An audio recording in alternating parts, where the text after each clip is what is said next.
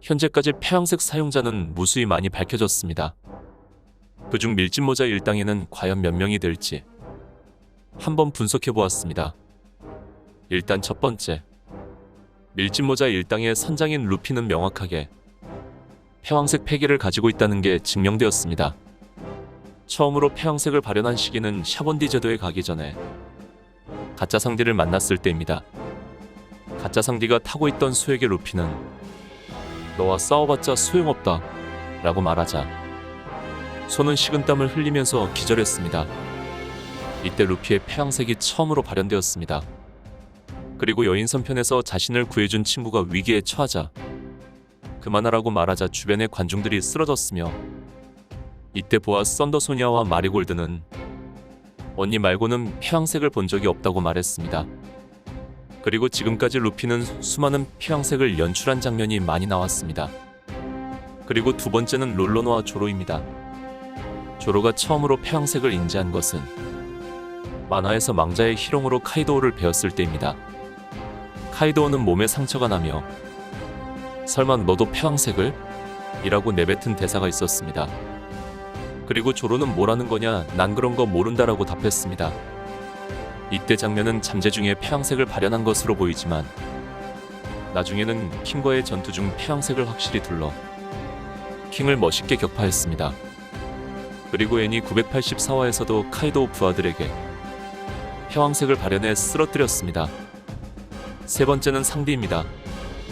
상디는 일단 지금까지 명확하게 폐왕색을 가지고 있다고 밝혀지진 않았습니다. 하지만 페이지원과 전투를 벌였을 때 만화 작중에서는 검은색 번개가 포착이 되었습니다. 오다 선생님이 만화에 이런 번개를 넣는 건 폐왕색 떡밥이라고 생각합니다. 상대는 나중에 해적왕의 왼팔이 될 사람이고 라이벌이자 동료인 조로와 밸런스가 같아야 될 것입니다. 물론 루나리아족 혈통인자가 발현됐지만 폐왕색에 비해 강함이 부족하므로 상디도 폐왕색을 가지게 될 것입니다. 네 번째는 징베입니다. 징베는 전칠무예이자 정상결전 이후 현상금 사업까지 오른 인물입니다. 징베는 빅맘의 기세에 눌리지 않고 대담하게 대적했던 인물이죠. 폐왕색을 가지고 있는 떡밥은 후주우를 상대할 때 나타났습니다. 후주우가 징베에게 직원반을 사용하면서 무차별로 공격하고 있었으나 징베가 폐왕색을 사용해 몸에 둘러 후주우의 손가락이 몸에 닿기도 전에 구부러진 모습이 보입니다. 이때 징베의 몸 주변엔 검은 번개 모양 이펙트가 발현됐습니다. 징베가 어인공수 소셔크의 기술을 사용했을 때도 주변에 검은 번개가 또 형성되었고 마지막에 오니가와라 정권을 사용했을 때 폐왕색의 연출인 검은 번개가 나타났습니다. 만화 장면엔 징베의 앞모습만 나오고 후주우의 뒷모습만 나와 애매한 연출이긴 하지만 지금까지 징베가 오니가와라 정권을 사용했을 때 단 한 번도 검은 번개가 나타나는 걸 본 적이 없었습니다. 그리고 애니에선 징베가 폐왕색과 비슷한 것을 발현합니다. 그러므로 징베는 지금까지 떡밥으로 보아 충분히 폐왕색을 가지고 있어도 무방합니다. 다섯 번째는 우솝입니다. 우솝의 거짓말은 현실이 된다는 건 모두 아실 거라 생각합니다. 첫 번째 거짓말은 우솝이 마을 사람들에게 해적이 습격했다고 거짓말을 했지만 실제로 캡틴 크로 해적단과 밀짚모자 해적단이 나타났습니다. 이때 처음으로 거짓말이 현실이 되었습니다. 그리고 두 번째 거짓말은 전설의 두더지를 봤다는 거짓말입니다. 실제로 청의 흑반장이라는 전설의 두더지가 있었던 것입니다. 그리고 세 번째 거짓말은 카야에게 소인국에 갔었다는 거짓말입니다. 소인국으로 가서 업적을 세워 캡틴 우솝으로 불렀다는 말을 했습니다. 그런데 실제로 소인족은 존재했고 우솝은 휴가를 물리치고 소인족의 영웅으로 불리게 됩니다.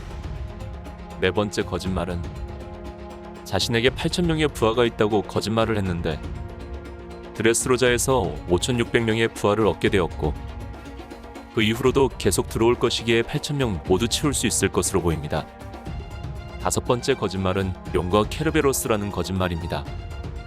용은 펑크하자드에서 봤고 케르베로스는 스릴러바크에서 만나면서 거짓말이 실현되었습니다. 여섯 번째 거짓말은 루피의 첫 현상금 수배서가 나왔을 때 3,000만 베리가 자기라고 말한 거짓말입니다. 그런데 실제로 우섭에겐 3천만 베리의 현상금이 붙게 됩니다. 이렇게 보아 우섭의 거짓말이 실현된 게 많이 보입니다.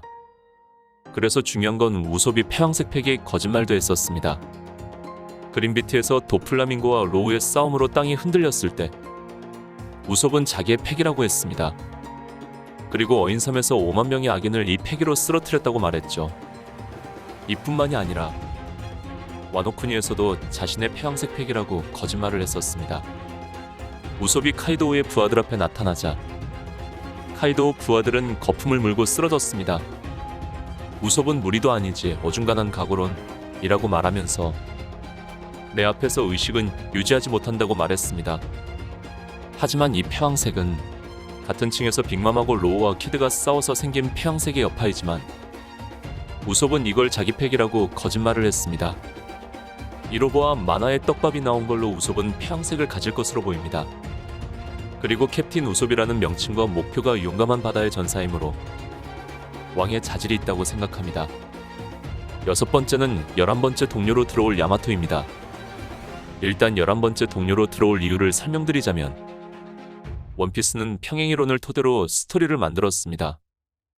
어떤 평행구조인지 간단하게 설명드리겠습니다.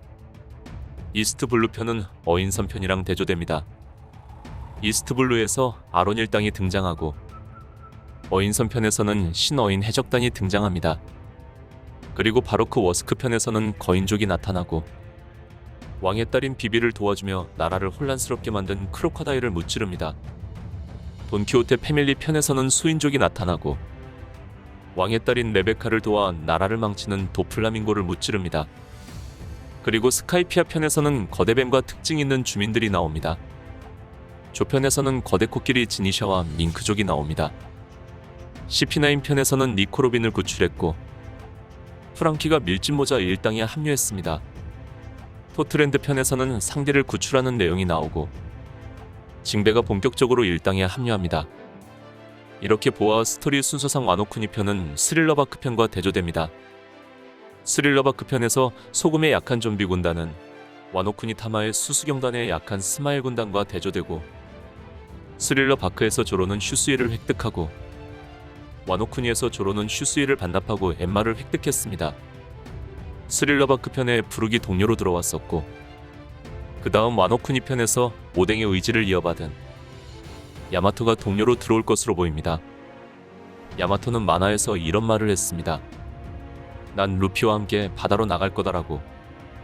즉 밀짚모자 일당에 들어와 같이 바다로 떠날 것으로 보입니다. 또 해적왕의 선언으로 평행이론으론 로저는 루피, 레일리는 조로, 스코퍼가 받는 상디, 오뎅은 야마토로 보입니다. 그래서 밀짚모자 일당에 들어와서 아주 큰 전력이 될 것으로 보입니다. 그리고 패왕색을 사용하는 모습은 야마토가 카이도와 같은 기술인 뇌명팔개라는 기술을 사용하면서 보여주었습니다. 뇌명팔개라는 기술은 패왕색 폐기를 두르고 번개같이 빠르게 적들을 처단하는 기술입니다. 야마토는 이뿐만이 아니라 카이도와 결투를 벌일 때 패왕색 폐기를 사용하는 모습을 보여주었습니다. 여러분의 생각은 어떠신가요?